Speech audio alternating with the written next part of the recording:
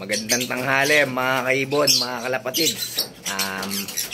May panibagong topic na naman tayo ngayong araw na to. May nagtanong sa atin na followers natin. Ang tanong niya, ano daw ba yung pinagkaiba ng albino tsaka yung pale fallow, no? Meron siyang pinakitang picture sa akin, no? Light form na pale fallow. Tapos tinatanong niya kung albino nga yun or pale fallow, no? Tapos yun, sinagot natin siya. Tapos guys, papakita ko sa inyo yung pinagkaiba ng light form na albino at saka na pale fallow. Meron kasing mga pale fallow na akala mo albino na yung nila, tsura nila, no? Nag-send sa atin si Sir Daryl, no? Pinakita niya sa atin yung ibon na example ng pale fallow na light form. Papakita ko sa inyo, guys. Kung mapapansin nyo, talagang siya, tawag dito, parang albino na talaga siya.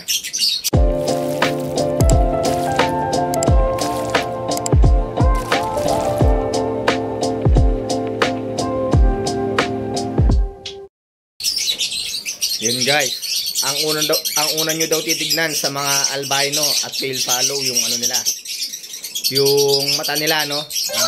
Magkaiba yung mata ng albino, magkaiba yung mga mata ng pale fallow. Papakita natin sa screen yan, no? Ang mata daw ng pale fallow, makikita nyo parang nagje-jelly yung pagkapula ng mata niya. Samantalang sa albino naman, yung mata niya, no? Parang light na red yung kulay, tapos parang may makikita ka daw na ring sa loob ng mata niya na parang white, no? Yun daw yung pinagkaiba ng ng mata ng albino at saka ng pale fallow natin. Ang nagtanong pala sa atin guys si Sir Glenn Andre, no? Yun, shoutout po sa inyo sir, at maraming salamat, nagkaroon tayo ng magandang topic ngayong umagang to, no? Yun, pangalawang titignan natin sa pale fallow at albino yung kulay nila, no? Pero sa mga light form talaga na pale fallow, talagang yun, no? Talagang ang tawag dito, yung kulay nila talagang parang albino na. Pero hindi sila nagbo-bluish katulad ng mga albino. Yung mga pale fallow, lang yan, talagang parang pastel na yung kulay ng nila, ng pagkaputi nila. Although may mga may mga albino rin na yung mga opaline albino, no? Yung di nagbo-bluish. Yun.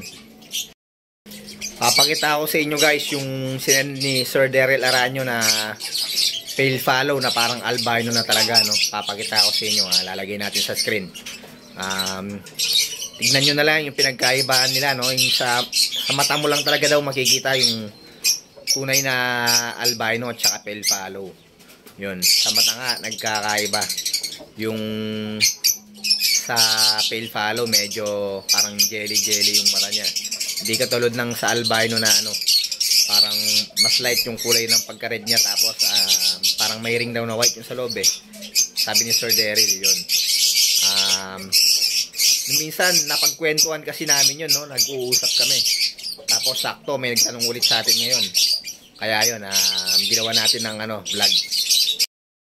So guys, yun. Sana nasagot natin yung katanungan ni Sir Glenn Andre doon sa pinagkaiba ng albino at saka pale fallow, no, na light form. Yung sinend niya sa akin picture pala, papakita ko rin. Yung sinend niya sa akin picture may rampa, kaya halatado na pale fallow talaga siya. Kaya yun, sa may buntot nakikita, no, yung light form na hindi opaline na pale fallow, makikita mo may rampa yun. Kaya parang medyo yun, bluish sa may bandang buntot niya. Yun, no? Yun din yung pinagkaiba ng pale fallow at saka ng albino. So yun lang guys, no? Yun lang yung alam ko sa pagkakaiba ng albino at saka ng pale fallow. So far yun lang alam natin, no? Wala kasi yung albino natin namatay, no? Kaya wala akong maipakitang albino sa inyo dito ngayon, Pero yung mga pale fallow natin, papakita ko rin yung picture ng mata nila.